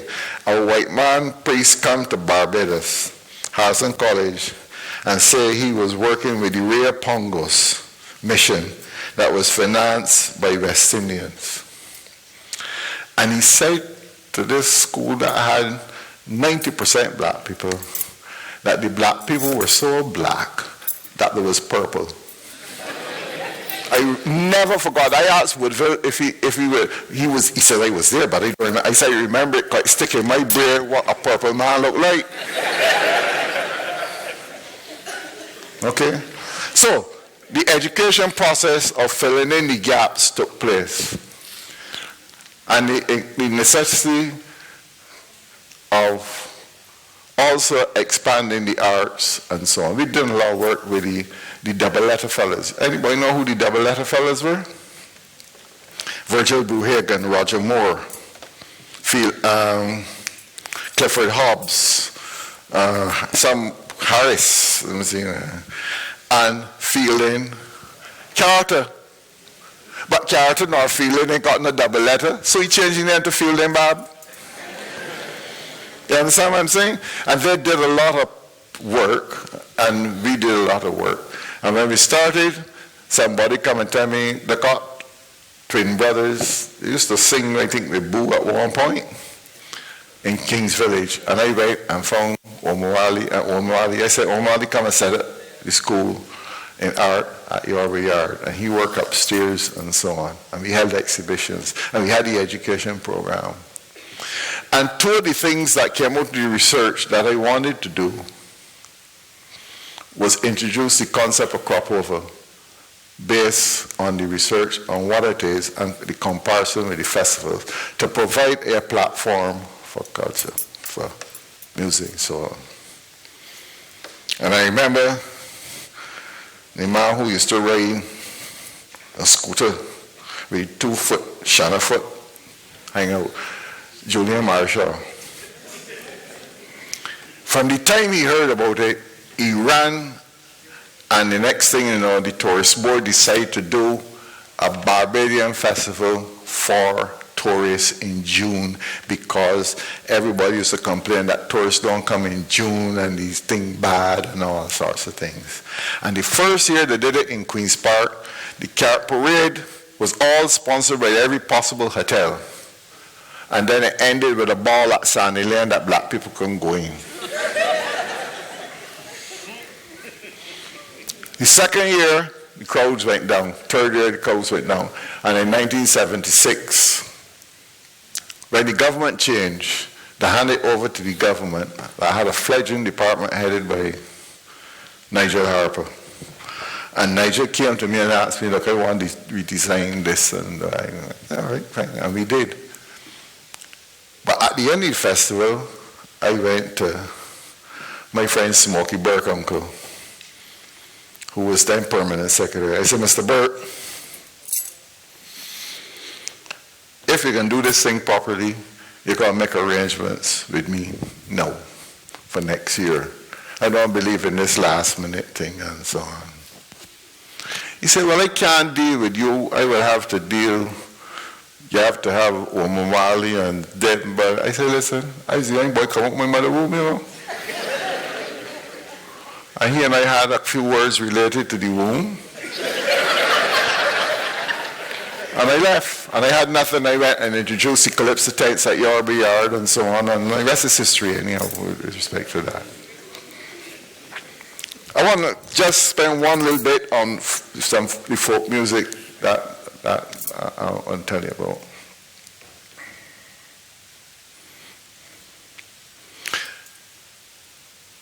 I don't know when you went down. I told you, Richard.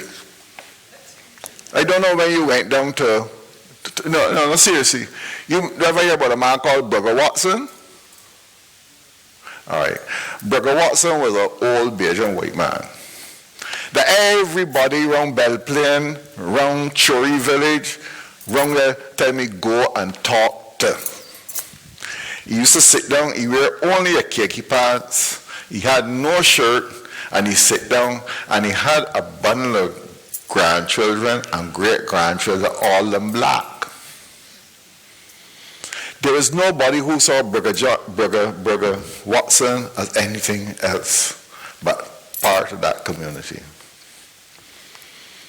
And he told me about John Gill and all them songs, and again, we got all them songs recorded. From there, I worked around the corner and came around to a man who was a Tea Party chairman.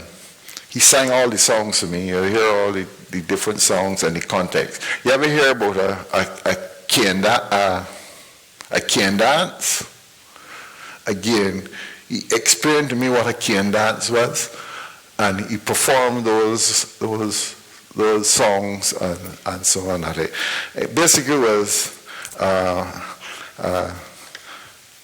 like a service of song, tea meeting, and at midnight, the chairman lost control of it and the dancing started. From hymns to dance, right?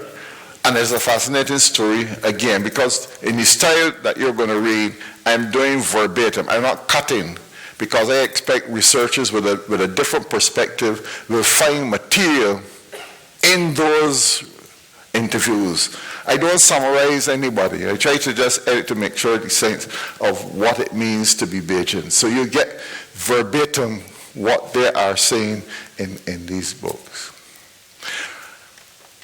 And two areas I work extensively.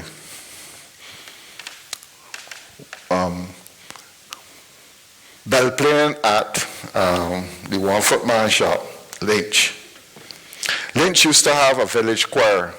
And I talk about village choirs because where we live in Eagle Hall, Charles Hines, the tailor, with the Eagle Hall choir, which run consecutively for 4 or 5 years, for the grand total prize money of $25. Yeah, but $25 could buy a lot of rum in them days, you know. Right? And because I used to hear them rehearsing every night across the road from us, both from here to the back of the place. But Mr. Lynch also led this choir. He had one foot. I say he lost it from diabetes. And I sat down in the back of that shop again. And these men sing a song in some open heart. This is why the dispute over whether we had African music to compare with some of the traditional songs you would hear in Guyana or Jamaica or Haiti or Cuba or Trinidad or so on. We did not have those reinforcements coming into the culture because the planters could not allow more black men to come in on top of that, especially free ones, to destabilize the country. And they were singing a song that had a familiarity about it of a Baji song recorded in the 1920s. They were performed by these Guyanese men. But it didn't sound nothing like that at all. When these fellas finished singing, I could not understand what language they were talking. Even though I slowed down and take every syllable and write it out, I could not understand what they say. And it's there. I'm not going to spoil it. If you listen to it and you tell me what it was. Over a half gallon of white rum. So that I got the truth from them as it evolved. No, because it loosened up the fellas and the talk and all that. The other area that I worked in extensively was Bayfield. Horace Mason. The whole Mason clan. All of his family, you know. I don't know who breed who or who did not breed who. But they're all family. We'll sure still a plastic bag from. And I keep telling Plastic Bag that his melodies remind me extensively of some of the songs these guys used to sing. Right? In Bayfield. Now,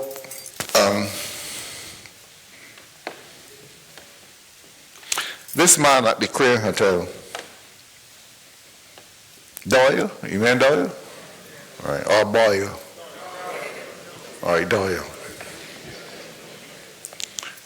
Decide he can spend $250 million at what was roughly Skeets Bay area to build another hotel. The Crane is now the biggest hotel in Barbados, right? It's different in the West Coast. Ronald Tree and Cunard and the whole bunch of gay people that took over. You never heard about Miss Mary? That took over the whole West Coast from about the 1930s and so on in Barbados. And they did a good job of establishing that. It's still going, that high-end part of the market.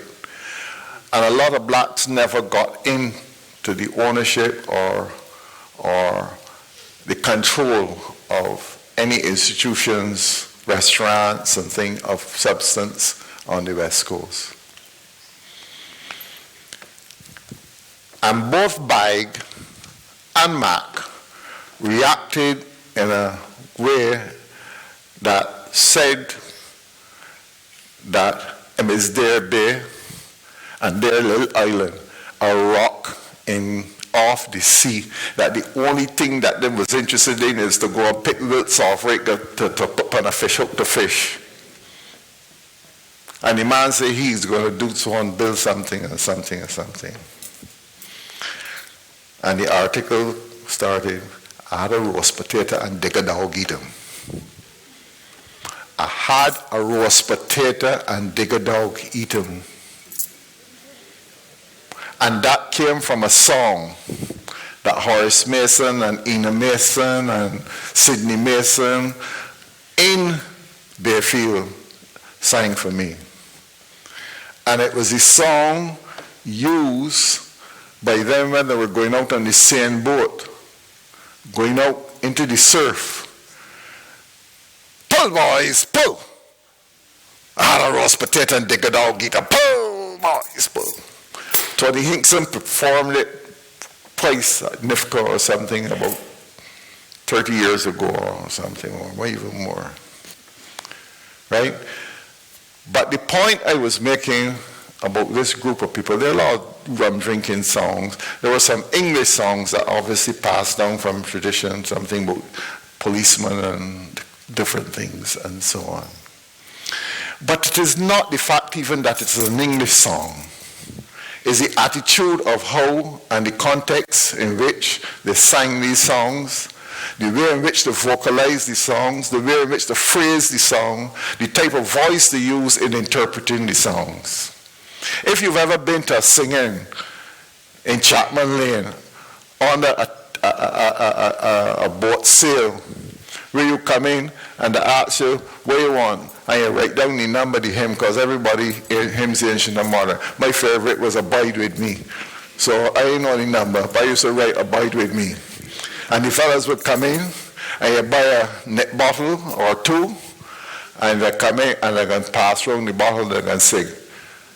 But then, them fellas cut up the liquors and they start to sing Abide With Me. The skies move.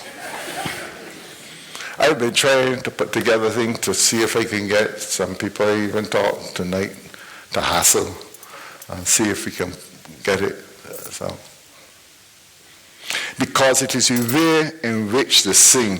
If you want to make a you see, if you listen to Westminster Abbey singing the same Abide With Me, and you listen to St. Mary's Church Choir or the Cathedral Church Choir or St. Paul's Church Choir or Christ Church Choir or St. Leonard's on the Rock, St.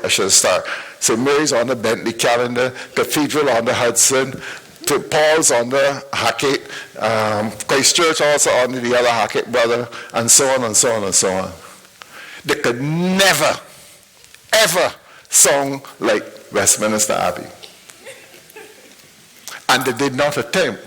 Only Hudson would, but it's still going to, because the quality of the voices and the intonation of the voices make it distinct. Let me give you the best example if you want to hear. You ever heard the Beatles or the Rolling Stones sing Respect?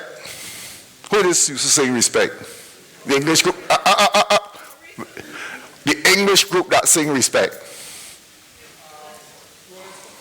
Rolling Stones. You hear Aretha singing it? You hear by Otis Redding? And then with three different songs? And all it does was the intonation, the quality of the voice, and the interpretation of the arrangement. And that is the point that I'm making about black people in Barbados singing the song. Just because an anthropologist can't find a song that is fundamentally saying that it is a Shango song, Shango, ba ba ba, call and response or whatever. But you want to hear it? Go up to Granville at Spiritual Baptist. And that is why, when it came to establishing a spiritual relationship between the festival and God, I choose Granville.